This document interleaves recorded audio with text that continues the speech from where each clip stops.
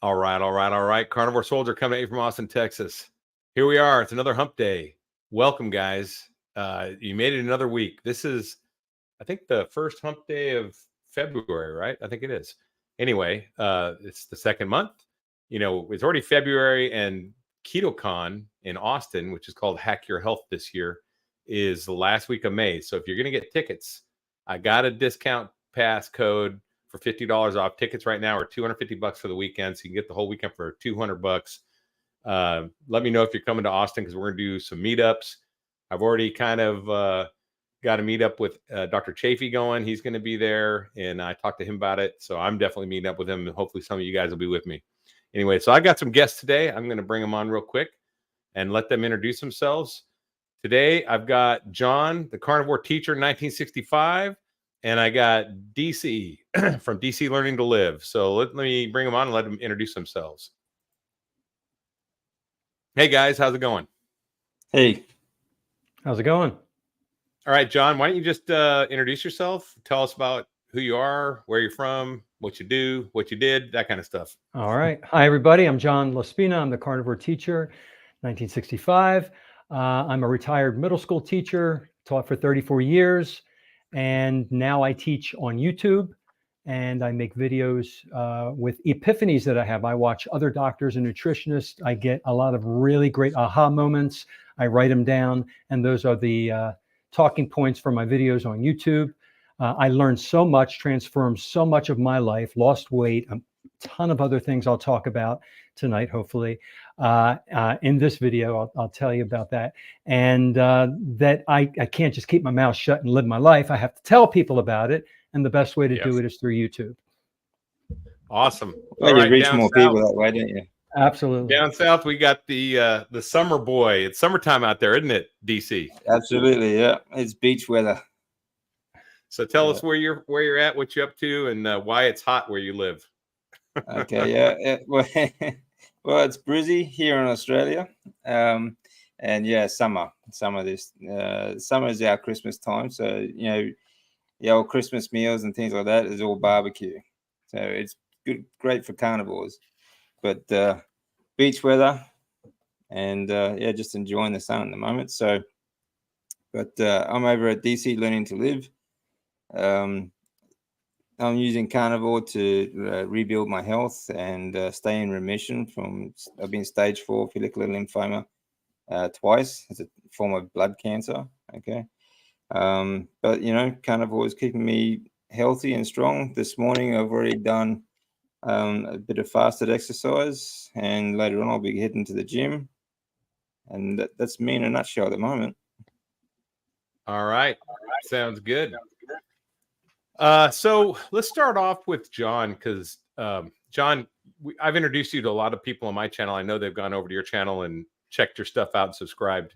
I know you lost your channel, and a lot of people are wondering, hey, what happened? Did YouTube, the YouTube come in and kick your channel off because you're talking about carnivore, or do the vegans come after you? Like, can you tell us what happened, John, and what we should not do if we don't want to lose our channel? Should I tell a tall tale? No, here's what really happened, and it's a lesson for everybody who is a creator on YouTube. I have 2 Gmail accounts. All right, Google has Gmail, and Gmail owns YouTube. So I had apparently 2 YouTube accounts. One was always empty and blank for years. About 4 or 5 years ago, I started adding to my one YouTube account different things when I started going keto. And I built that up to about 450 videos, and I had over 3,000 subscribers, tons of watch hours. I was chugging along, and I was really progressing. And for some reason, I went into my accounts. I said, why do I have 2 accounts? Let me delete the one account. And the one account was associated with this YouTube or this Gmail. The other account is associated with this Gmail. So I specifically went into the one that was empty. And I went through the stages of deleting it, being very careful. Okay. And it asks you validate, you type in your password, it sends you your code on your phone and everything. So I knew this was real serious. And I paused and waited, and I checked, and I'm like, hey, it's this YouTube. It's not this YouTube. And I did it. And it took a day. It took 24 hours for this process to happen. And we got a little note on the screen that said it would take up to 24 hours. Now, what I realized happened when it finally deleted everything was that account apparently was on a master Gmail account and not the second Gmail account, which is the one I thought it was on. And when you erase a master YouTube, which was blank, it also deleted the one that wasn't my master, and it deleted both of them. And I mean, it deleted. I do a Google search, and I don't exist anymore. So Yeah. I went through the 5 stages of grief as if somebody died in my life. I swear. I was angry. I was in denial. I was depressed, because this is 4 years of my life I invested in this. Now, luckily, I saved a lot of my videos on my hard drive. I can load them all up again, but I'm not going to do them all at once because I'll overwhelm everybody. So I'm going to do one a day. And so I want everybody to not make that mistake. Okay? That's great. So now when I go into those settings, I don't touch any part of those settings in YouTube. I'm afraid to touch them. I have battle fatigue with YouTube. Oh, man. I mean, it was last Wednesday. Sucks. Yeah. You're supposed to be on the channel last Wednesday, and that's when it happened, right? It happened a few hours before I was supposed to go on. Oh, I was all set up in here with my light and everything. I was ready to go. Yeah. I was ready to go. And then I thought, well, I'll just do it anyway and I'll explain. But then I think I messed, my YouTube was deleted. I didn't even have everything set up. So I don't think it would have worked in StreamYard. I don't know. So I figured I wouldn't be a great a guest with, my mind was flooded with what am I supposed to do next? So I figured. Sure. And I'm surprised you're here already, but you did the right thing by re-engaging. You re-engaged immediately, and that I'm re-engaging, and thanks to you and a lot of your followers that oh my gosh, you guys are fantastic. I want any of you who are watching who subscribe to me, I'm grateful. Thank you. And I'm just going to start over. And you know what? I'm calling it the new improved. I'm learning how to use the program better. I'm doing sections now. I didn't have sections before, and I'm just gonna do refine it, make it better. You got a fan in Fred. He's one of my supporters. He's a airborne soldier and cancer survivor. He's fighting cancer. Great Thanks, guy. Fred. Thank you, Fred. He likes your stuff. I can tell you right now. I am a big person I'm all about resilience. It's huge in my book because I'm a soldier. I'm a retired soldier, and you never quit. You never quit. You take your lumps, you take your hit, you feel sad for yourself for a day, you get up and you drive on. And resilience isn't about not getting knocked down. It's about how you get back up, how fast you get back up, how powerfully you get back up. I mean, it's like Rocky said, right? It's about how you can take a punch and then you get back up. And that's what I love, man. I seen you jump back up, man. I was ready. I'm like, all right, let's everyone. And if anyone watching this now or later has not checked out his stuff, go check his stuff out and like and subscribe now immediately, because this guy is coming back. Absolutely. What do you got to say about that, Dave? If you have a spare YouTube channel, don't delete it. Yes. Keep 2 Gmail accounts. I've got 2 Gmail accounts now. I'm afraid. Yeah, a lot of people have multiple channels. Maybe later on you might. I'm super organized. I'm a type A, and I like to clean things up. I like to organize things. So I was cleaning up I was cleaning things up. I didn't want to have that spare one, so it worked against me. That's okay. Even if you put up like little cat videos or something like that, just keep that spare one, mate. I had so much on there too. Oh gosh. Yeah, I understand. I hate that. Like if you have a hard drive, for example, you fill it up with all sorts of data and things that you want to refer back to, and all of a sudden the hard drive malfunctions, or it just wipes it, or it breaks. It's a struggle to get past that loss of all that work, all the hours that you put into it. It's really frustrating. It was, and now I bought an extra hard drive just because of this. So I have a redundant backup, because this is not going to happen to me with my hard drive now. Well, I have 4 hard drives now that I back up everything up on. All right, that's even more. Yeah. I'm also copying mine up to Rumble. So that's another platform. Not that I also have Rumble go on it much, but Brighteon and Odyssey. So 4 different platforms. Oh, So that helps as well. yeah, I think I'll do that. Oh, Kat's on. Hey, what's up, Kat? Katarina, Meat Fueled Living. She's a soldier. I just Okay. interviewed her. If you guys haven't checked out her story, I interviewed her Yeah. on my She's got Mission quite a story. Carnivore recently. She's got a good story. Yeah, check it out. If you guys haven't checked that out yet, you can find it on All right. Mission Carnivore playlist. All right. Yeah. All right, Phoenix rising from the ashes. That's right, man. Are we all backed up on Rumble? I'm partially backed up on Rumble. I'm going to continue moving my videos up there. I also have them backed up on my computer here. I keep them. So yeah, Actually, Rumble used to be you could automate from YouTube to Rumble. I'm not sure if you can still do that because something wrong with maybe they've stopped doing that, but like mine stopped doing that about 6 weeks ago. So now I have to manually upload onto Rumble. So, yeah, me too. I don't mind. It's just a backup. I mean, I don't really stream on Rumble, and no one's going over there, but it's not a bad option. I mean, it's just another platform to have your media on. So yeah, and the thing is, we don't. This is definitely the thing. It's the worst part. Is this is it's not a profit center. We're not making money here. This is a passion project. Like I didn't start my channel till August for Carnivore, and I started my Carnivore journey in March. So I got all my results before I started the channel.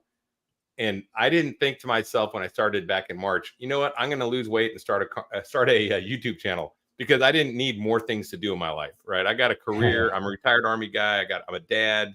I've got a business on the side. I didn't want like another thing to do. This just happened because if you saw my video that I just put out yesterday, it was the Carnivore Obligation. I feel that if we're knowledgeable and we can get a message out, we are obligated to do it. And if it's just sharing other people's videos, that's fine. You don't have to make your own channel, but there is an obligation. It's kind of like if you were a medic or and you saw someone got injured and you had the ability to treat them and you didn't because you just didn't want to. I mean, that would be messed up, right? That's a good we have the ability to get this out, and I know all three of us here, it's changed our lives. So that's why we have channels. And so when we lose that, that's a deep kick in the gut right there is what that is. Yeah, that is exactly right. Yeah. So you're just releasing one video per day. Are you still making new content? What I've decided to do is with a lot of advice from people, they said I was going to try to load as much up as I could to get it back to where I was, but then all the viewers are going to be bombarded because you get messages. He put on a new video. He put on a new video. He put on a new video. I don't want to overwhelm everybody. So I'm going to load up a previously created video, one a day, and then twice a week I have 2 new ones. I always did 2 a week before. So I'm just going to keep it at that. So I figure in a couple of months, I'll have a hefty chunk of videos back up and going. I watched a few that I put back up there that refer back to other videos that aren't there anymore. So it's like, oh no, what do I do? Yeah, I think another thing you can do is try to get on as many of these live streams as you can.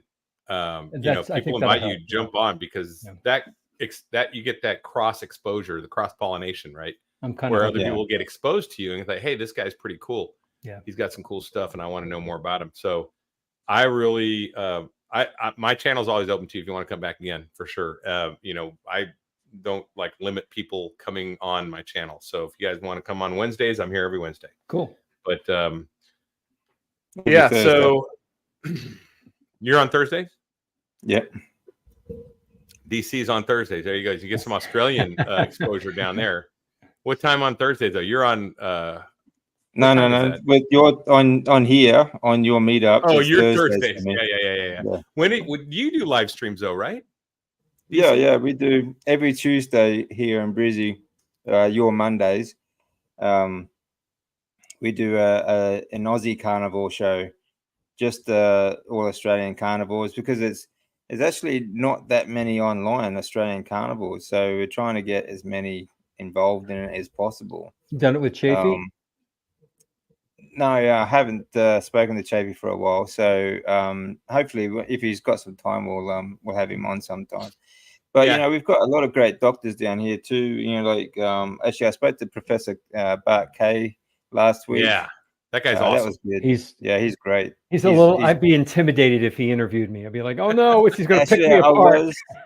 I was Were very ya? intimidated Yeah. because the guy is he's absolute He's genius. brilliant. Yeah. But yeah, and he'll tell you a new one if you screw it Oh, up he too. will. So Yeah. so really good guy though. And yeah, so there's a lot of good people down here. I want to try and get onto the show and try and get more people involved into, which is another thing. Actually, what I will be doing soon is I want to start interviewing more people. I did do an interview a couple of days ago, a really interesting guy in New York. So if anyone wants to tell you a story, like send me an email because I'd love to chat with you, and we'll do an interview. And so yeah, just let me know. Yeah, that's I'd good. love to come on your show. I'd love to do one with you. Yeah, that'd be great. Thanks. For sure. You need to. Yeah, you need to get on some other people's shows just to channels. So speaking of like the carnivore obligation, some people are talking about rejections and sharing it. What's your guys' experiences? John, you go first with your family and your relatives. What was been their experience to your conversion, I would say? Yeah. I was born again. Yeah. It kind of felt that way because in a way, I feel like a door opened up in my brain, and I see things. I see food differently. I had a ribeye steak for dinner tonight. Okay. And I'm looking at this and I know this has all the amino acids that make a complete protein. It has omega-3, omega-6. It's got vitamins. It's got minerals. I never thought that way when I picked up a piece of food before. I mean, and the food I had before was mostly carbs and sugar, probably in seed oil.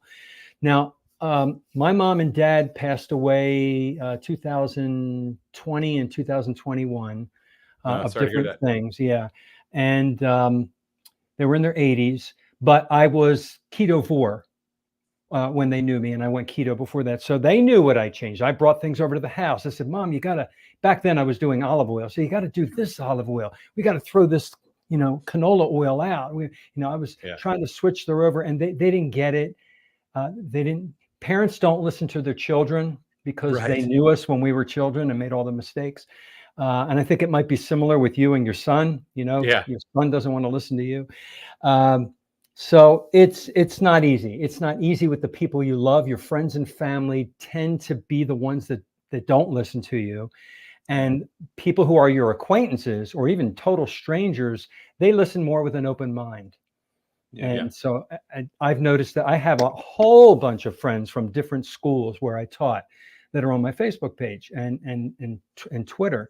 And some of them don't want to, they tune me out because they knew me before. They just, but I'm not going to not say anything because I don't want to offend them. They know who I am. When I go to parties, we go to gatherings, they know what I eat, and they know I bring my own stuff, and they're welcome to it, but I'm not touching their stuff, most of it. Yeah, it's the prophet in his own town, right? It's just like, it's biblical. It is biblical. I mean, seriously, if they know you, you have no credibility. But if you're a stranger and you're on YouTube, all of a sudden you're like a prophet. You're like, it's crazy. Well, it's like that for everyone, though. It's like that for everyone. Look, that was one of my points I always sort of bring up to people is it's always those that are closest to you that listen the least. They just take it with a grain of salt, and they don't want to listen. They don't want to hear it. But if they hear it from someone else, then it has some weight to it. And it doesn't matter. It's just always the people that are closest to you, and it's kind of I am lucky that way. I don't worry about what my family are doing. I don't worry about even my wife. I am concerned about my wife, of course, and I do try to encourage her to eat this way, but she doesn't influence the way I eat. The people around me don't influence the way I eat. And I think that's the key to sticking to a carnivore diet. Don't let even though the people that are closest to you won't listen, The point is, don't let them influence you in the way that you eat, because you're the one that has to deal with the consequences. And as much as it is difficult to, to see family, friends, go through health issues that Yes. will improve on this way of eating, but they won't listen to it. The thing is, they have to walk their own journey, and there's the only thing we can do is lead by example. Let them. Yeah, that's I've a always fact. said, like, it came to a point where, like, most of my life, like, you grow up with family and friends that if you say, okay, I want to do this, and you go, yeah, you're not going to do that. That's bogus. That's not going to happen. All the negative comments come out. So I learned that over the years, just do it and let them ask how afterwards. Yeah, when they see the results. When they see the results. Absolutely. That's the and I mean, I not that I want to keep bringing up my videos, but I have a video where I talk about the how not to fail, and in there I talk about doing the check, the escrow, right? Opening an escrow account, and basically, if I said, hey, if we got it, let's say it was $50,000. Let's say I open an escrow account, $50,000, and if you go 31 days without eating anything bad, what I consider bad, anything that's non-carnivore, you get that $50,000. Now, put you in the same thing where you're around those friends and they're tempting you. Are you really tempted? No, you're not, because you got $50,000 waiting for you, right? And you have complete trust and confidence in that escrow account and in that certified check. And what it is just the why. That's really what it comes down to. And you got to figure out your why, and you got to approach it like there's a check and escrow. And I tell people to actually write a check, put it on the mirror, put it in their wallet, fold it up, write yourself a check. Because like I said, right now, no one could pay me $50,000 to go back. It couldn't happen. They couldn't pay me $1 million to go back. Exactly. I won't go back, because this is my life. And it's really worth that much when you actually taste it. You have to taste it, though. You do. You do. When you said that, I watched that one video where you explained that, and I thought, I'll make a video about it now. You gave me a great idea. You may see it. I'll give you credit if I did make a video. Listen, the more people that say it, whatever people need to hear. Great, because I tell people that my health is my wealth right now. I am so healthy, and never felt this way before. I'm 2 years. I'm a year and a half away from. And a half away from 60 years old, right? I can't believe that number is there. I feel like I'm 28. I've never felt this good. And you can't even put 50,000. It's more than that. It's millions. It's priceless. And, and it's free. It's just the knowledge. It's just the knowledge. Oh my gosh. You don't have to pay for anything. No supplements, no phone app to count things. You don't have to do any of that. This is nothing. Just eat meat. And salt and water. It's a real money saver too, It is. Yeah. I'm almost 58 now, and I had a workout today that the similar results and same kind of workout I did when I was in college. I mean, rope climbs, curls, sprints. I'm almost 58, but I feel like I'm in my early 30s or even younger sometimes. When I'm lifting, my body just feels young. It does not feel old anymore. And it felt old for a long time. It did. People get used to that. And everybody around you, when you hit your 40s and 50s, you're expected to feel that way. Everybody tells you you're supposed to feel that way. And so you just, settle in. My back, my leg, my arm. You're in your 50s. It's going to happen. It's not true. We got a question from Tracy about CAC scans. I've not had one. John, you looks like you have, and you got a 0. That's great. How about you, DC? Have you ever had a CAC scan? Well, I have regular checkups, because of my condition, with follicular lymphoma. Like, I have blood tests and other tests every 3 months. That sort of test that I get on a regular basis. But my heart's in perfect health, which, considering the 3 years of solid chemotherapy, my heart is quite young, is younger than my age. It's quite remarkable. Yeah.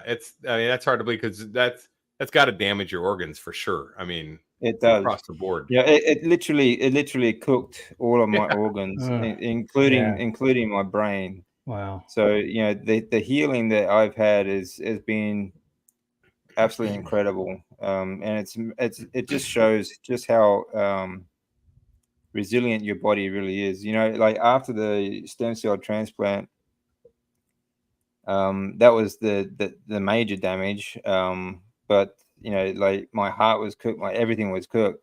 I was AFib. I had all sorts of heart problems. My heart actually stopped. My breathing stopped. Everything just shut down.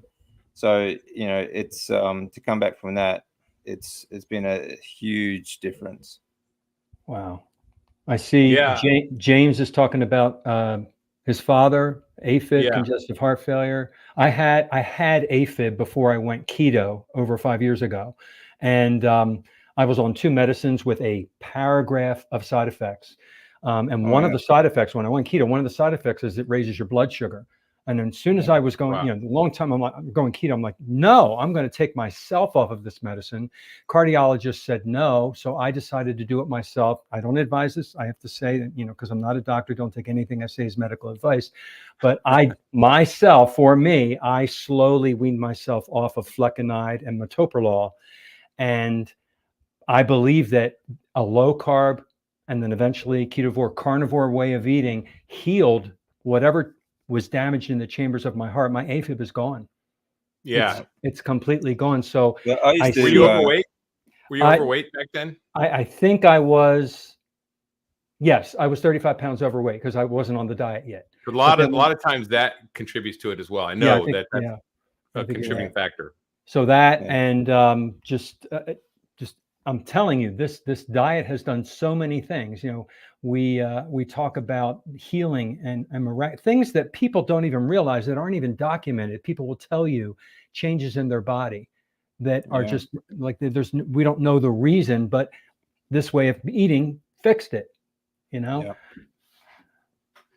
I see this one here. The hardest part about family get-togethers now is hearing what people talk about their health issues, and you know, carnivore would resolve. That's a fact. My family, my dad and his wife, and I try to talk to her today. I'm like, you need to eat some egg yolks. You need some fat. You need some good healthy fat.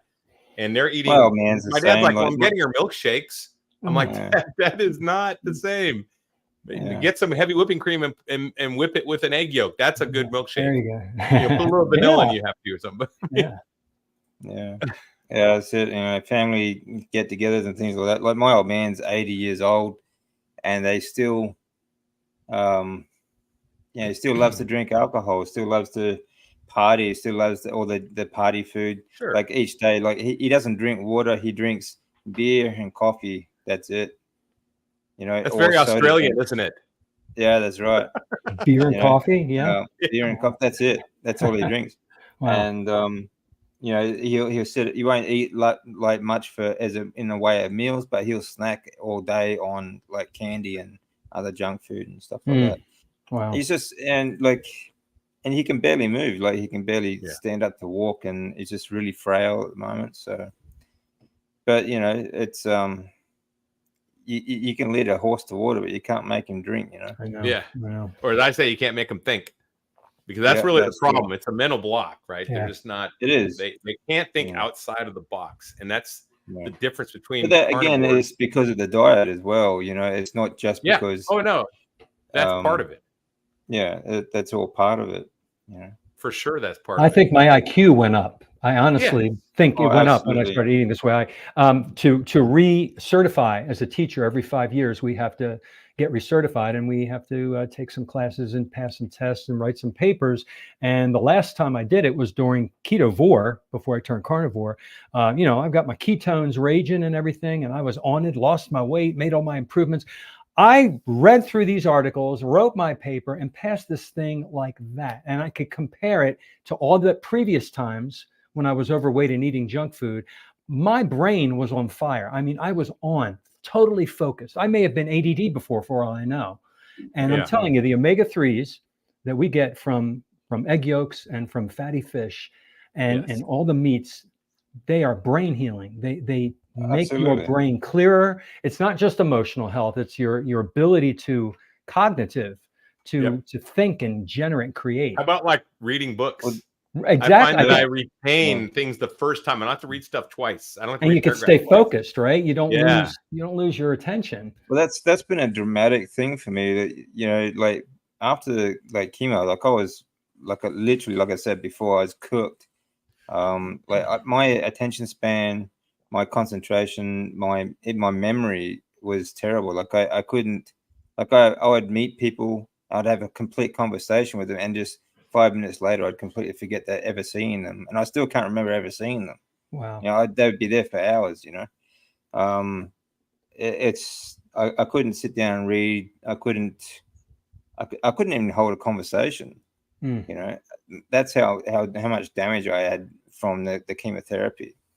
But from there, like going, you know, on a heavily fat, meaty diet has been such a dramatic improvement. It's not just a brain fog; it's Right. like a brain repair. You know, it's been amazing. Our bodies Hey, are Sam- resilient. You know, they can come back. Oh yeah. There's They sometimes really there are can. parts of our body Absolutely have a point of amazing. no return, but it's Yeah. amazing how resilient they can be. I've got injuries It that is. won't come back because they're Wow. damaged tissue, but Yeah. you know, service related injuries. But still, I can sprint now, and I was not able to run from 2017 on, and I thought I would never run again the rest of my life. I just thought Whoa. that's the way it was.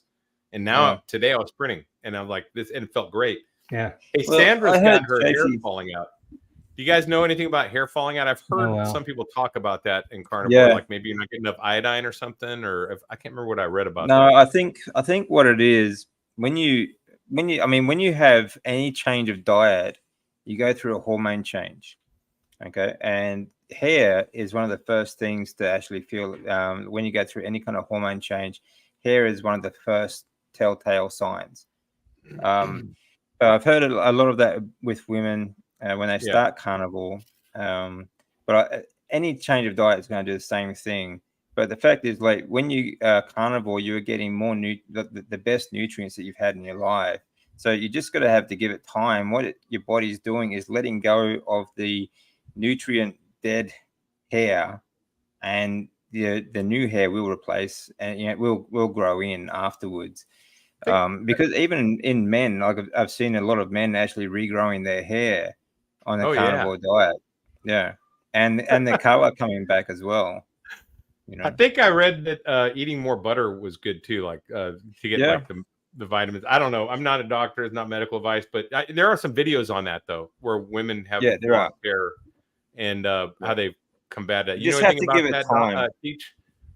I've heard the John, same thing, that it goes away. It comes back. It comes back Yeah. if you give it time. And he gave a very excellent explanation of what happens. And I've heard that through many of my YouTube talks with other doctors and women with the concerns with the hair. It comes back. It's hard. It's very Yeah. difficult to lose your hair, especially for women. I don't care personally, but Yeah, I don't care it does much, come but back. Yeah. yeah. Check out Bruce. My CAC is 0. My doc still wants me on statins. They do. I mean, I would just Yeah. ask my Isn't that doctor. amazing? I hope my doctor wants to put me on statins, because they do. I'm going to say, please tell me what the NNT for that is. And if they can't explain Yeah. what number needed to treat is, then they have no business prescribing it. And I'm Yeah. going to tell them to their face that. Like, if you don't know the difference between relative risk and absolute risk and the NNT, especially this drug, you should not give it to anyone, doc. You need to go and check it out. And I'll give them the website, because she nailed it on the head of these statins. These guys are just handing it out because they're getting paid to hand it out. They are. And they think, Exactly but right. they do think it's right, though. They really do. I don't think these are evil people. Some do, yeah. But the fact is, they do get incentives to hand out more medications. True. Plus, they don't have any incentive to get people off medications, because they are like pharmaceutical. You know, the more customers they have, more repeat customers they have, the more consultations they get paid for. Well, but I'm in the VA, so my doc doesn't get paid for more consultations because the Veterans Administration. Yeah. We're all disabled vets and stuff. Yeah. So we, free healthcare, which means we paid for it through our taxes all this time, but it's not really free. Yeah. But they still have the same mindset, because that is the standard of treatment. and yeah. they treat to the standard. That's what they do. It's free for your consultation, but they still get paid for that consultation through the VA, right? Well, Through they're a taxpayer VA dollars. employee, so they're going to get paid the same amount no matter who. Yeah. They and Well, they have a certain amount of time yeah. they can spend with you. It's different. It's but the thing is, those pharmaceutical companies are getting paid by the government and they're heavily incentivized to. That's right. And the push government, those out. the taxpayers subsidize as well. Subsidized, yeah. So it's your tax dollars going to these statin companies, is what it is. They That's are right. making so much money, these companies. Hand it's over crazy. fist. And Now the my doctor, Ozempic thing. yeah, Well, my see, doctor these tells me that companies- he has to write in the chart that he asked me, and then he says, I'm going to write that I asked you and that you denied another year. And he even says that. He goes, I'm just going to say that because I know you're going to say no. Like, he's okay with me saying no. He told me he has to ask me to put it in there, maybe for auditing purposes. I don't know. Yeah. And but my doctor, I feel really blessed. My doctor is lean. He's in shape, and he talks to me and listens to me. I bring in my book and say, I want these tests. I want all these tests to order these tests. He ordered my CAC score, my HbA1c. I want. Was that the Ken Berry book? It was the Kim Howerton, Ken Berry. Yeah.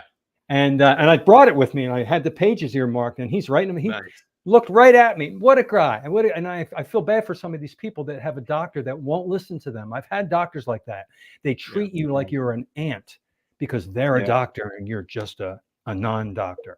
And like what you said in one of your previous ones, Larry, we're just guys. Everybody, Ken Berry says we're just dudes and chicks. The doctors are just dudes and chicks, and they really are. They went to medical school, but we have the knowledge available to us too. We can read and learn. That's right. Well, what's funny is just because they went to medical school, us three here probably have greater knowledge than most doctors coming out of medical school today as far as nutrition. We probably do more accurate and actionable knowledge than they do. Yeah, they don't get nutritional knowledge. They don't know anything really. Yeah. No. When they come out of college, and basically, when it comes to treatment, it's all paint by numbers. Like they have these set courses, for example, and they just follow that course. They don't deviate. You're right. I can tell you what it feels like. Oh yeah, you've been in the system. You've taken the heavy stuff. Hey, Fred's taking it too. He's in chemo, and you see that comment below. Maybe you could say something to that. My current chemo treatment checks my sugar up. Yeah, of course it does. Above 150, not a pleasant feeling. I'm below 90 most. That's right. See, this is the thing. When you're going through chemotherapies, they also put you on other medications that drive your blood sugar up, including steroids. Yes. Right? The only time I've ever had steroids in my life is when I was going through chemo. The chemotherapy itself also drives your blood sugar up, which feeds, this all feeds the cancer, and it was evident. It was evident when in my treatment, and especially when I was going through the clinical trial, the treatment itself did nothing to thwart the cancer. The cancer, it only progressed. I was still going through treatment when I got my second diagnosis. So these things, there's a lot wrong with the standard of care, and when it comes to what you're talking about before, the doctors, like here in Australia, you have a Medicare system for every citizen. It's like a socialism healthcare system, right? And the doctor still gets paid per consultation, and like everyone says, it's free Medicare, so we don't have to worry about seeing the doctor and that sort of thing. So they don't have to worry about taking care of their health, even though it's taxpayer funded. This basically, it all winds up funding pharmaceuticals. And all these, like I actually put up a video about this yesterday, or the day before. But a lot of these food companies are also government subsidized, taxpayer subsidized. That's why they're in these like food stamp programs and all these other things, then school lunches and things like that. And but these food companies are also owned by the pharmaceuticals. So these pharmaceutical companies are getting a government like taxpayer subsidies because you are forced to hand out these medications by all the doctors in the country. Plus, they're getting you on the food as well. So it's just it's a big web of The vicious It's a circle. cartel. Yeah. It's a vicious cartel. It is a cartel. It is. Wow. It is strict 100% cartel, and it's sad. And they're all about getting the lifetime subscription to prescription is what they're about. Like That's those right. Ozempic, And that's those how Ozempic, doctors their are dream come educated. true. Oh, Yeah. And that's how doctors are educated. They're educated to keep you on medications. Okay, if this is a problem you've got because of the crap food, don't change the crap food. Here's a medication for it. Yeah. That's how they're trained. Which is just utter nonsense. It is. So, all right, that's cool. So I was watching one of your videos, Jim. It was the strychnine video where you talk about poisoning your food. Oh, you mean I didn't say strychnine though. I said arsenic. Oh, yeah. Arsenic. Yeah, rat poison. Whatever, Right, either one. arsenic. Yeah. It was a poison. I knew that. Yeah. And it's funny because I used the same thing. Same example. A long time ago, though. It wasn't carnivore, but I was talking about, people justifying eating bad stuff or thing. I was like, if you got human feces and you put it in a cookie batter, like what's the cutoff where you won't eat it? Is it like a gram? Is it 10 grams? Is it 20 grams? But as long as you can't smell it, you're okay. Like, where's the cutoff? So I had the same kind of thing, and I was talking to kids, and they're like, "Oh, no, I wouldn't eat that." And I'm like, "What if you get dog poop then? It won't be human; it'll be dog poop. That's no big deal, right?" And they're like, "No, I wouldn't eat any of that." I'm like, covered with sprinkles. It's all pretty, right? Yeah, you can make a donut and put dog poop in it, just a little bit. You won't smell it, but it's in there, and it's in there. Basically what processed food is. It's grains, sugar, and seed oil, and it's not poop, but gosh, one step away. This is it's Christy. worse. Yeah, Christy's saying here that her doc wants to recheck her cholesterol. Stop checking your cholesterol. There's nothing wrong with high cholesterol. The people that set the standards for keeping you at a low cholesterol, they don't want you thinking, they don't want you healthy. The lower your cholesterol, the more danger you are in of bad health. Okay, there's never been anything associated with high cholesterol, but there's been a lot associated with low cholesterol, including mental illness, dementia, stroke, Parkinson's, and all kinds of. If you get your cholesterol too low, the next thing you're going to need is a box. Okay, this is not something you need to check. It's not something that you need to be worried about. I think the higher your cholesterol, the healthier you're going to be. That's proven too. There's a lower mortality. Right. Yeah, you have a protective feature. It's a protective feature. It's protective. And what we need to retrain, and we've got to get this message out through all of our YouTube channels. What does cholesterol do? All right, it makes bile. It makes our testosterone and our estrogen. It's the myelin sheaths. The insulation. D3. Yeah. It also makes D3. But it helps in the production of vitamin D3. D3 is a hormone. Yeah, your hormones are produced out of cholesterol. Absolutely. Things like estrogen, testosterone, and D3 is also a hormone. You don't actually supplement it. Okay, supplements don't. I'm not going to give you a D3. Okay, the sun is not going to give you D3. When you go out in the sun, your body reacts and pushes your cholesterol D3 out. Making the D3 because of the sun. Right. Yeah, that's right. Yeah. So, you need cholesterol is an essential nutrient of your body. You cannot live without it. So demonizing it is their way of saying that they don't want you living. They don't want you healthy. It's crazy. It's crazy. And that's my theory. I mean, that is my theory on, and Chafee kind of backed it up when I was talking to him the other day. On the suicide rate of veterans, anyway, that we know has gone skyrocketed since the 70s. Like the suicide rate of the Korean War and World War II veterans was much magnitudes lower than it was from Vietnam past. I mean, it's just out of control now with veterans, and that's not even including veterans that OD on drugs. They don't consider those suicides. Now that's self-medication, in my opinion, most of it. The thing is, I think it's just all it's done is when you have a low cholesterol, it moves that it moves that over on your lever, your I forget what you call it, but anyway, it moves it over so it's easier to tip. And when you run into a bad situation, right, you don't make a critical thinking decision. You make a decision that's emotional, it's irrational, it's and you take the permanent solution to a temporary problem, right? It's the fulcrum. The fulcrum's shifted, is what it is. Yeah. And I think that the diet, it's not just veterans, it's everyone. I mean, you see road rage now. You see people doing all these crazy shootings. You see SSRIs being handed out to kids now, like candy. All these things, it's all based on, I think, low cholesterol that started that back in the 80s. Because back in the 70s, we didn't. John, you and I grew up. It wasn't like that. There was no road rage, really. That was like so weird to have that, right? Yeah, I remember there were no cholesterol. And then I remember when my mom and dad went on the cholesterol medicine in the 80s and 90s, I was on lovastatin and simvastatin 20 years ago, 25 years ago. And I remember going to LA Fitness and working out, and I felt like an old man. I was starting to feel really bad. And I went to the doctor and I said, "What are you doing?" He switched me to another statin. And I thought, what? And then I started, this is when Google was starting, I don't even think there was a YouTube back then, but I started learning, I'm like, I'm going to look this up. I did my own research, which is what I do now.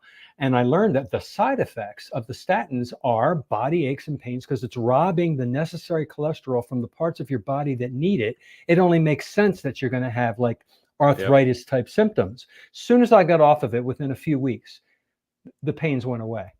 Yeah. So I don't care what my number is.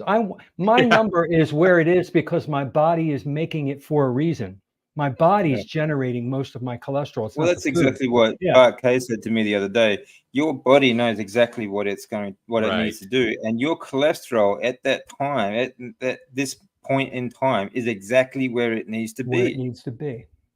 Yep, that's fact. And yeah, it's just. Is it just me, or do you see all these commercials from drug companies, which we never saw growing up, right? We saw alcohol. I'd rather have the alcohol commercials back and the cigarette commercials back, because these drug commercials, every single one I see, I swear, every one is with all the side effects, and they're all autoimmune though. Yeah. They're all autoimmune, and they can all be basically handled through a diet like this. 99.99% of what I see is junk. And the medicine that they're pushing comes with a laundry list, and you listen to them in the commercials because they're liable. They have to say them in the commercials with a long list of the side effects. I listen to those side effects. I'm like, I'd rather die. I don't want to have all I don't want to take this drug. I'd rather have the illness than the drug. Well, I love the one. They always have the blanket one too. Don't take if you're allergic to this drug. Well, how do you find that out? That's you have CYA to take for them. Yeah, they have to cover exactly, because you might go into anaphylactic shock the first time you take it and die. Yeah. So no thanks. That way, the family, when they start suing, they could say, "Well, it was in the commercial. It's in the list. You could have been allergic to it." It's just crazy. Dave Saunier, he's a Navy veteran, and he's a long distance athlete. He's one of those lean mass hyper responder guys. And he asked, can we clear up definitions? Keto, ketovore, carnivore. My understanding is carnivore includes dairy, even though there may be a few carbs. Carnivore is basically no plant material. Yeah, there's different. Yeah, different. That's basically it. I would say if you were to be, carnivore, you would only use dairy as a condiment and not as a snack, pretty much. And focus on your meats, and the ruminant meats would be the best quality. So you want to focus on your best quality food, because the whole idea in carnivore, in my opinion, is it is a keto diet, but it is a clean keto diet where you're looking to optimize your performance. And also looking to eliminate as many things from your diet as you can, so that you can add them in later and find out what causes your reactions. Right? It's an optimizing diet. Yeah, it really is. It's a therapeutic tool. I think I think it all depends on how extreme you want to go with it. Like, I'm very tight with my food. I don't miss anything else, honestly. I don't drink coffee. I have meat. I have eggs. That's it. I like, for a snack, I'll eat fat. I'll eat beef fat and that sort of stuff. But or butter. I do have butter every now and then. Butter. I love butter. But very small amount. But anything past 75% meat, you're still in the carnivore range. So Yeah. I don't think it just depends on what your goals are and where your health is at I at agree. the time. I don't What do think you should exclude anyone because they eat a little bit of veg or they eat a little bit of dairy. But again, it just depends on what your goal is too. The Right. definitions that I learned were keto. When you want to go ketogenic, you want to keep your total daily carb intake below 20 total grams, not Right. net, never do net, always Right. total. And with ketogenic, you can have nuts and seeds and vegetables and meats, because anything that's low carb, and then you track it. And they have to count. If you're going to do keto, you have to count your carbs. Then ketovore is close to carnivore, but it's about 10 total grams of carbs or less.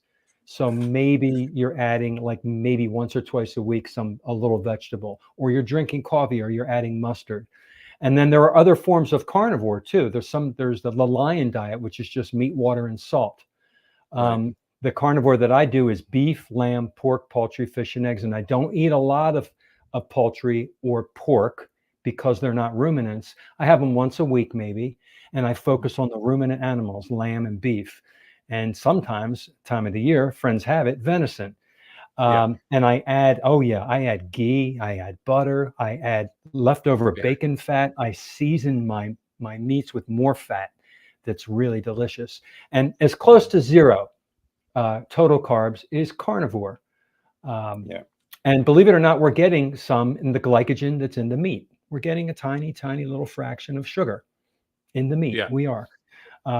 If you were to take a torch, that's how I make my meat. I cook it on my Traeger grill, and then I take a torch at the end, and I put a wonderful sear on top of it on both Nice. sides. So I'm good. gonna have to come visit your place sometime. Why is it? Yeah. Why is that glycating? That's the glycogen in the meat that's darkening Yeah. it up, and burning it. Yeah. Makes it taste so good. So the people often ask me that definition. What is the difference between keto, ketovore, carnivore? And it's the amount of carbs, and it's what food you eat.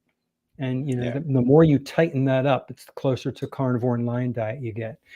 I have on my I had on my YouTube channel, I'll put it back up again, a dial. And where is your carbohydrate dial? Yeah. And some people, people who eat the standard American diet or fast food are all the way up at 300 total grams, right? Then you lower it to Mediterranean, you lower it to low carb, you lower it to keto, Nice. ketovore, carnivore, lion diet, and everybody's different. And where are you on that dial depends on your preferences and where you are in your journey too. I was never I wasn't a carnivore for 5 years. I evolved into this over a year Yeah. ago. I became carnivore.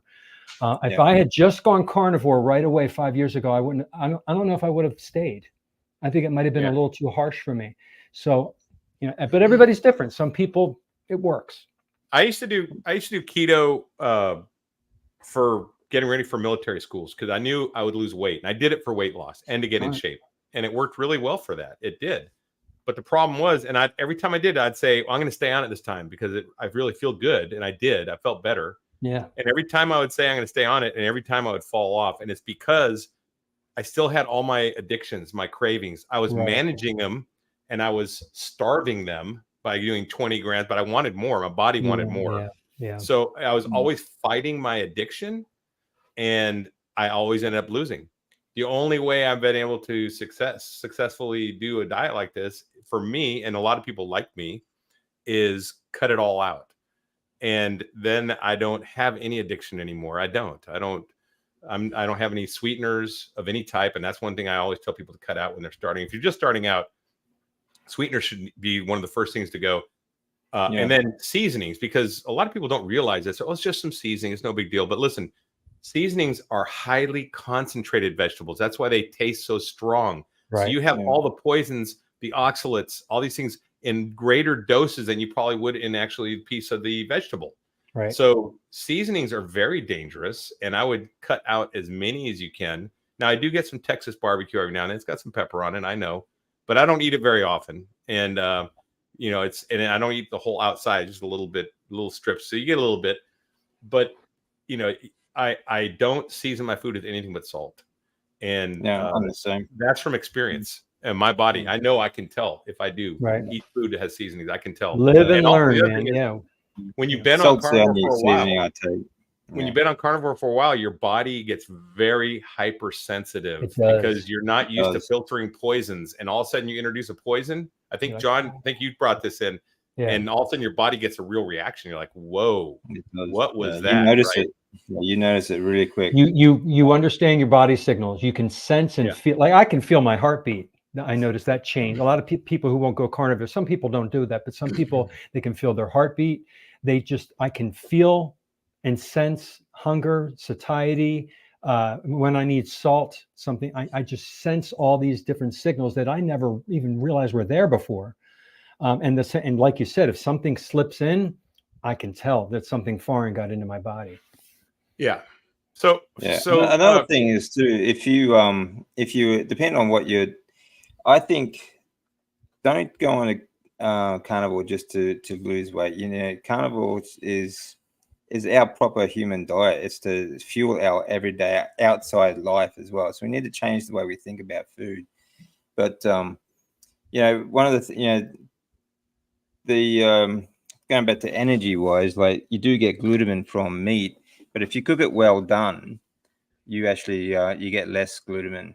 So if you have a condition like cancer, you're going through treatment, anything like that, if you cook your meat well done, okay, you're going to have you can pretty much cut out the glutamine reaction as well. So yeah, you'll be at much higher ketone levels, and it should help with, and you won't feed the cancer, is what I'm saying. Right. And your body produces energy anyway, so you don't need to give sugars and anything like that. You don't need to give it more. Right. Oh, my workouts, I run out of time. I don't get tired. I could stay there longer. I just run out of time. I'm there 2 hours. I'm like, all right, I gotta go. I gotta go get ready for work. So I'm there from like 7 till 9 working out. And energy is amazing, isn't it? It is. And I never get tired. I'm like, what am I going to do next? What am I do going you to do next? sleep less? Do you sleep less than I you did do. before? And I sleep better quality and fewer hours. I don't need to sleep I go to as bed much. at 10 and get up at like 4:30 or 5 and every day. And I feel great. And I wake up, I spring out of bed. You just pop up. I don't just wake up like I used to. I'm up. I'm like, all right, I'm up. When I quit coffee, that's what happened to me. I quit coffee a year ago too. And that helps. I was just like, whoa. And what a difference in my sleep. Level energy all day too, long, right? all day long. Yeah. Never knew that when you before wake up. you used to take, even when I was on coffee too, I used to take ages to wake up. You walk around really sleepy. You have to and sit there with your coffee. Now, I'm in bed, I'm wide awake, and then I'm up. Like it's all good. And we beat up on coffee, but you know what? If you're starting this diet and coffee is your one vice, go for it. Make that your bridge. Make that your bridge. Actually, I would actually watch the video I put up yesterday. So there's a big fake food industry, right? And a lot of these foods that we think are coffee, for example, a lot of it is just anything that's brown. Like coffee is cut with like even brown paper, brown burnt wheat, burnt corn, all sorts of things. I used to grind my own beans, so I'm pretty sure I got only coffee. Yeah, well, if you go that way, it's different. You're going that way, and then there's also there's I know someone who's got mold sensitivities, and she gets the mold-free coffee beans that are really expensive, but through so you can be more discriminating. Yeah. But I'm just saying, if that's the one thing someone held on to, and I was coaching them, I would say, okay, just plan for in the future cutting it out. Right? If that's going to get you through the first 6 months of being carnivore, I'm good. And when you're ready, and you feel like it, I mean, I went 4 years without taking it out. It makes a difference. It makes a difference. It does. Just keep an open mind to it for the future if you're still doing coffee. I watched Dr. Robert Sivas, who's a coffee addict. And he taught me so much about the lipoprotein system. And a lot of my education came from Dr. Robert Sivas, but he will not give up his coffee. And then I listened to Dr. Anthony Chafee, who tells me that there are thousands of chemicals in coffee. Yes. And you used to use it as a bug killer, right? An insecticide. And, I'm getting little pieces of information from all the doctors that I respect. and I make up my own mind. And I was ready when I was ready, but I wasn't ready for 4 years. So anybody listening, it's okay if you drink coffee. Just keep an open door to the future. Maybe you'll want to quit. Well, that's the thing too. Like, you can get all the best information out there that just you do all the research and whatnot. But at the end of the day, you still need to work out what's best for you, for yourself. Yeah. Just experiment. Yeah. Yeah, here's something about a video saying there's quite a few nutrients in honey. Listen, and I know Grateful Keto is not eating honey, but yeah, there are, but they're not bioavailable to humans. And also, it's sugar, right? Let's just get down to what it is. And sugar, your liver doesn't know the difference between that and a tablespoon of sugar. It's glucose and fructose. Glucose and fructose, and that's going to damage your metabolism. Don't do it. Just stay away from that. And even if it's pure honey, like which most on the market, like you go to supermarket honey, none of that is actually honey. They're cut. A lot of it's cut with corn syrup and all sorts of other garbage. But even if you get pure honey straight from the beehive, it's all those things, sugar and everything, and the nutrients that are in it are not bioavailable to humans. You're right. Okay? We can only absorb molecules that come from fat, animal meat, and fat. Right, like D3, K2, and that sort of stuff. Like, you can get K1, D2, and all these other things from plants, but they're not bioavailable. Okay, so you're just wasting your money. If you want to eat honey for nutrients, eat more meat. Very good. I agree. So Lynn's married to Jim. They're neighbors of mine. They're here in Texas, and Jim's former law enforcement and airborne ranger brother had 26 chemo treatments before his death. Had I known then what I know now, he was keto, but that isn't enough. That's true. It's not enough, unfortunately, and it's not when you're facing cancer. That's when you really have to, you have to really, like DC does, you got to lock down your diet if you really want to get sick. But DC, did you do a lot of fasting? Any long-term fast in your treatment? Yeah, I had to. I couldn't eat. You see, the treatment that I went through is very different to, okay, so there's a lot of different types of chemotherapies that people don't understand. They all just label everything as chemotherapy, but there are very mild doses that you can do like on a weekly basis, and it doesn't really have that much effect. A lot of people don't even have hair loss and things like that. But what I went through was R-CHOP, and that's 5 bags of treatment in one session, okay, over a course of 4 hours. Okay, wow. Which it just cooks you. It really does. It does so much damage.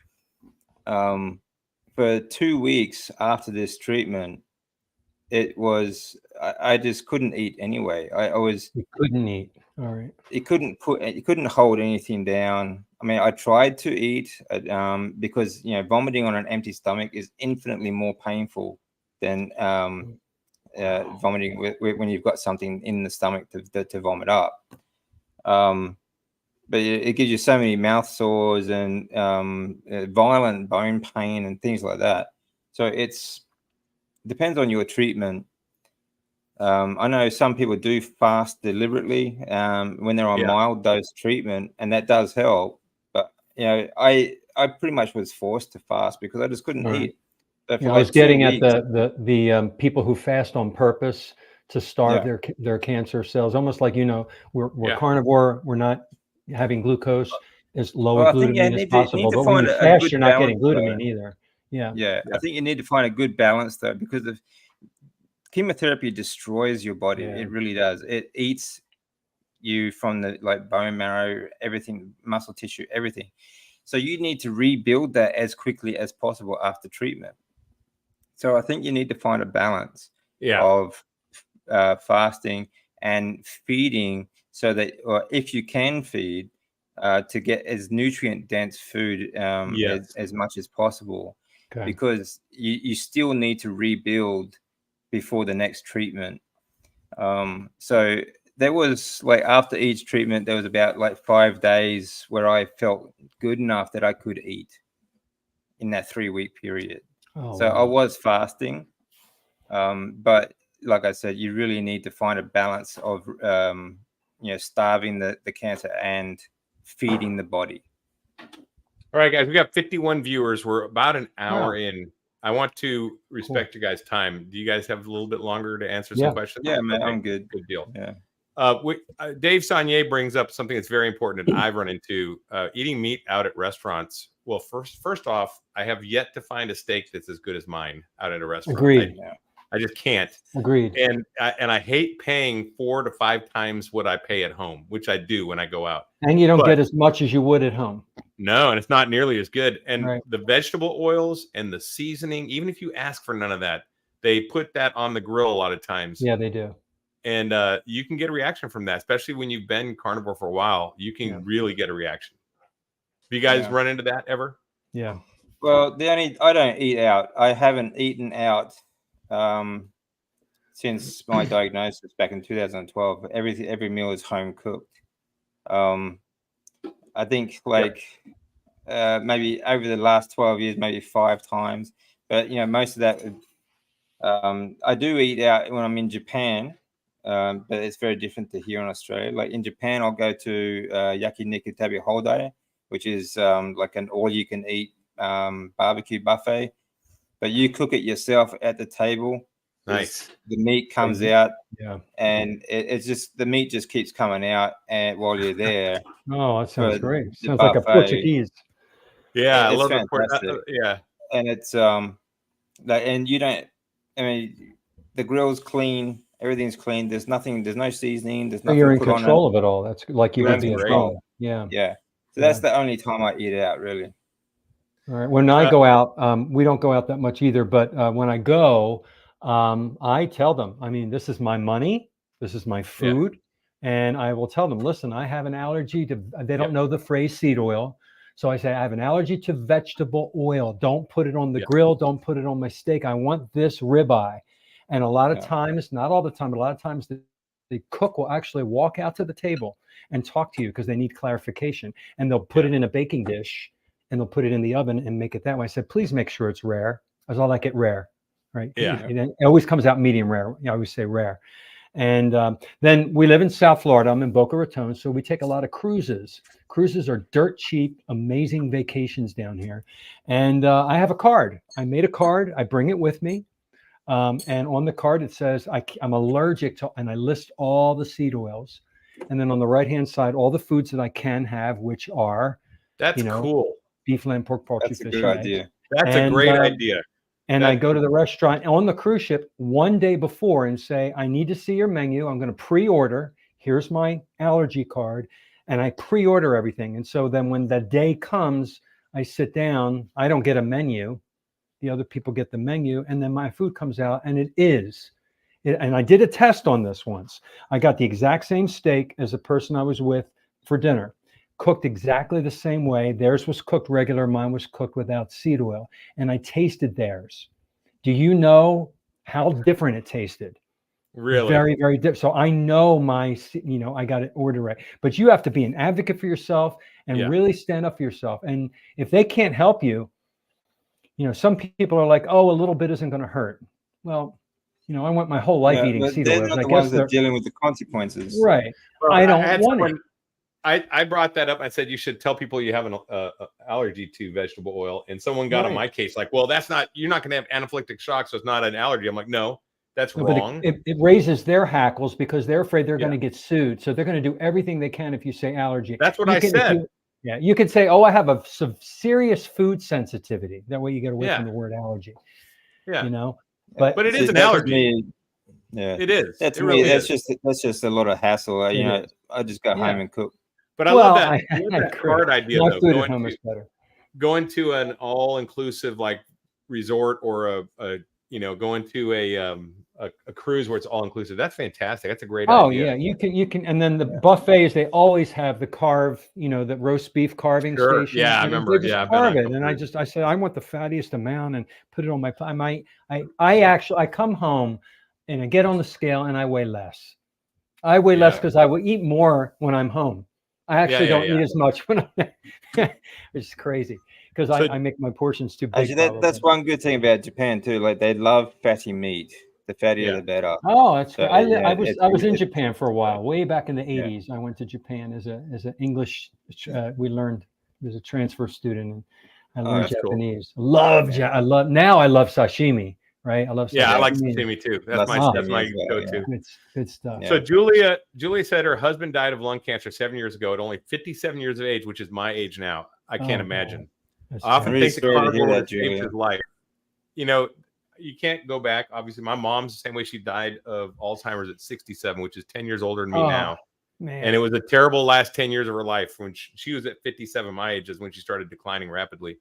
And it was the 10 years were hell. And, in the institutions. And I tell you what, it did save my life. And it may have. You can't go back, obviously, but at least you have it, right? And you have good memories of him. And Yeah. It's I've sad. got a question. But yeah, we can't. I mean, it is sad.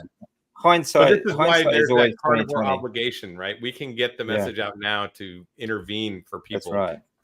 Yeah. How much butter should you add to a pound of 73.27 ground beef? I know the answer. What's that? The answer is as much as you want. Yep. It really you can't is. overdo it because you're going to poop it out. People often ask me, how much of this and how much water should I drink? How much salt should I put on? Whatever as you much want. As you want.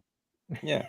When it comes to like whatever you eat until you are satiated. Whatever you like. Okay. Yeah. So when it comes to butter, the one tip I will give you though is don't eat it melted. Like rendered fat will go straight through you because your body feels like it doesn't need to break it down. So it'll just then you'll start getting diarrhea because you eat too much of it.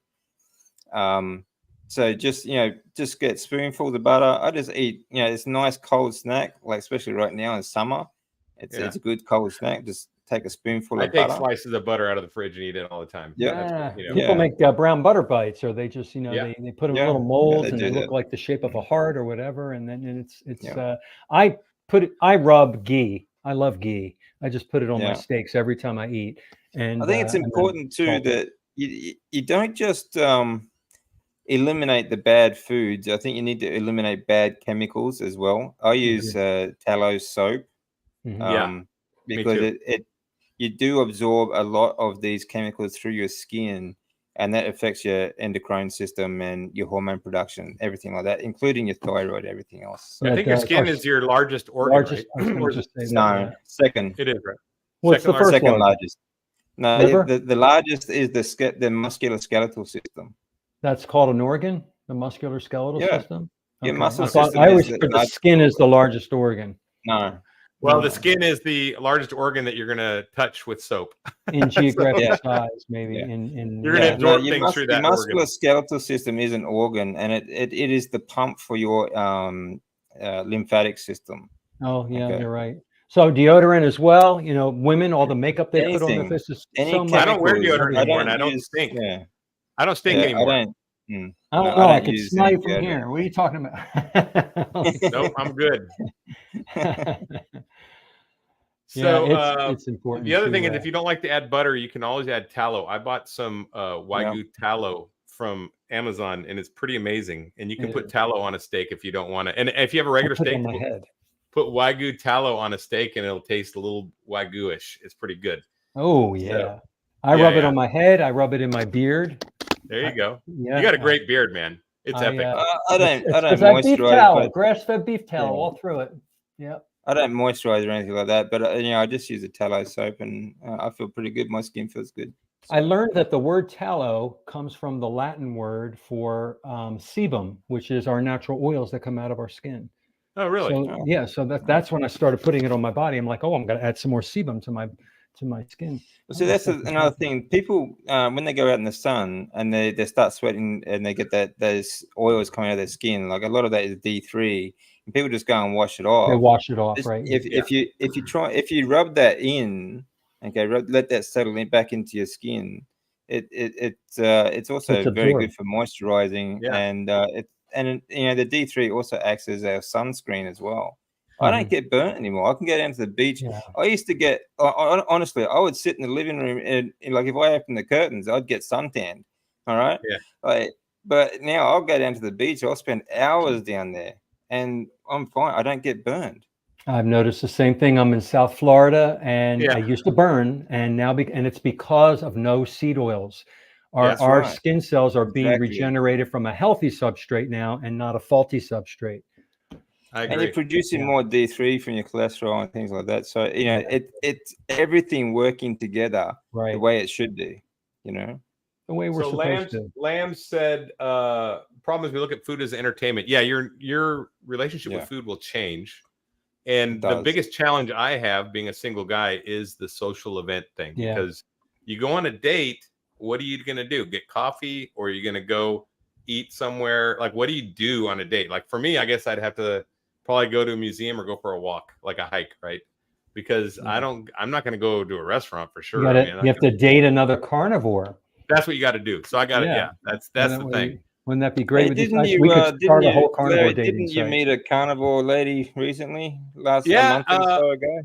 I've met a few, yeah, and you know, just but it's got to be. So the thing is, when you date, it's you got to be.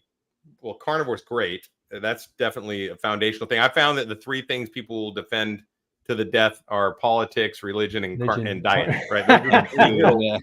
You're three right. hills that people will make their stand on. You're right. And so once those are all worked out, then there's also got to be some attraction and compatibility, right? Yeah. Because I think genuine desire can't be negotiated. I think that's just either there or it's not. So, you know, that is an exploratory period when you're first dating that you're like, she's super nice, but she's not for me, or I'm not for her, whatever. Not my cup of tea, not her cup of tea. So that's where I'm at now, you know, just dating. So but it's, you know, at 57 years old, I never thought I'd be dating either. I just didn't think I'd be here. This is not what I thought, but I tell you what, I feel great. I mean, you know, so I tell women that I'm like the total package, like youthful, you know, energy and body and lots of life experience tagged on. Come on, ladies. Right? I'm sure there's ladies on here. Anyway, yeah, I'm sure there are. But yeah, it's different. I mean, and then also someone that lives close, because I don't want to necessarily probably date long distance. I mean, that's pretty tough. So I'm not looking for that really. So that's, you know, there's not that many carnivores. So there's a lot out there, but not that many. You know, especially you start looking at age groups and single and living close and being a carnivore, it's going to be, you know, it is what it is. Yeah. So, but I think the social thing is a real thing. It's a stressor. Even if it's just going out and hanging out with people, it is the biggest stress in this diet, which is not much really, but it is. No, it can be, and you take your confidence and your control over it, and people know that you are what you are and how you eat, and they allow it or they see it, and maybe they'll ask you questions, and then you have an open door. There's your open door to talk, you know. Yeah, I agree, and that's just an opportunity. I mean, opportunity. So, like you said, set the example and let people know where you stand and stand your ground. And if they want to know about it, they will. Yeah. But this is basically, I think we're going to wind this up. I'm going to bring up your guys' channels. So if you guys haven't followed DC Learning to Live, check him out. He's an Aussie. He's a cool dude. One day I'm going to get down to Australia for sure. Probably in the winter when it's nice and hot down there. So I can enjoy some sun. And then also check out Carnivore Teacher. And he's down in Florida. So on the Eastern time zone. I'm in Carnivore Standard Time, CST. So this is the proper time zone to be in. But yeah, check their channels out, guys. Do you got anything going on for your channels this week that you're putting out that you want to brush on real quick before we jump off? I'm just loading up mine one a day, and new ones every Monday and Friday. So this Friday will be a new one that wasn't on my old channel, but a new one every day if everybody wants to tune into those. Cool. Check those out. And DC, what about you? What's you got going this week? Well, we have our Aussie Carnivore every Tuesday. We also have our fitness challenge on Facebook at the moment. We have this month we're doing Wim Hof breathing methods, 3 rounds minimum for the every day for the month. Plus we are doing 5-minute squat challenge as well. So 5 minutes of squats throughout the day as well. So Cool. we've got that going on. And like I said before, I'm starting to interview more and more people. So if anyone has a story they'd like to tell, send me an email because I'd love to do an interview with you. Okay. Sounds good. All right, guys, I'm going to drop you out. Stick around. We'll say goodbye real quick, but I'm going to jump off and say goodbye to everybody online. All right. All right, guys, that was a fantastic live stream. Just appreciate all you showing up. We had well over 50 people here. It was a nice night. Had a lot of good discussion. Talked about a lot of important topics. Hope to see you next Wednesday. Everybody stay strong and overcome. Carnivore Soldier out.